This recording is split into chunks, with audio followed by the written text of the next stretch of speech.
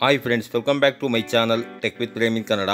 Friends, Karnataka ಆಹಾರ ಮತ್ತು ನಾಗರಿಕ ಸರಬರಾಜು ಇಲಾಖೆಗೆ ಯಾರ್ಯಾರು ಹೊಸ BPL ಮತ್ತು APL ರೇಷನ್ ಕಾರ್ಡ್ಗೆ ನೀವು ಅರ್ಜಿ ಸಲ್ಲಿಸಬೇಕು ಅಂತಿದ್ದೀರಿ ಅಂಥವರಿಗೆ ಇಲಾಖೆಯ ವೆಬ್ಸೈಟ್ ಸರ್ವರನ್ನು ಇಂದು ಅಂತಂದರೆ 16/3/2024 ಮಧ್ಯಾಹ್ನ 12ರಿಂದ 2 ಗಂಟೆಯವರೆಗೆ ಇಲಾಖೆಯ ವೆಬ್ಸೈಟ್ ಸರ್ವರನ್ನು ಓಪನ್ ಮಾಡಿ ಕೊಟ್ಟಿದ್ದಾರೆ.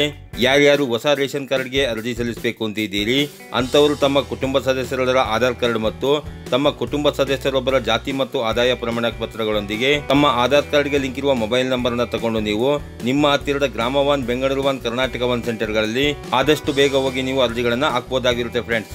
ಹಾಗೆಯೇ ರೇಷನ್ ಕಾರ್ಡ್ ತಿದ್ದುಪಡಿ ಮಾಡ್ಕೊಳ್ಳಿಕ್ಕೆ ಯಾರ್ಯಾರು ಅರ್ಜಿ ಸಲ್ಲಿಸಬೇಕು ಅಂತಿದ್ದೀರಿ ಅಂಥವರಿಗೆ ಡಿಸ್ಕ್ರಿಪ್ಷನ್ ಬಾಕ್ಸ್ನಲ್ಲಿ ಲಿಂಕನ್ನು ಕೊಟ್ಟಿರ್ತೀನಿ.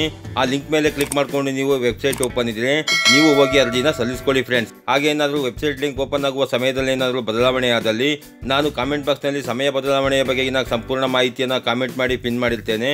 ಅದನ್ನು ಓದ್ಕೊಂಡು ನೀವು ಆ ಸಮಯದಲ್ಲಿ ಹೋಗಿ ಅರ್ಜಿನ ಸಲ್ಲಿಸ್ಕೊಳ್ಳಿ ಫ್ರೆಂಡ್ಸ್.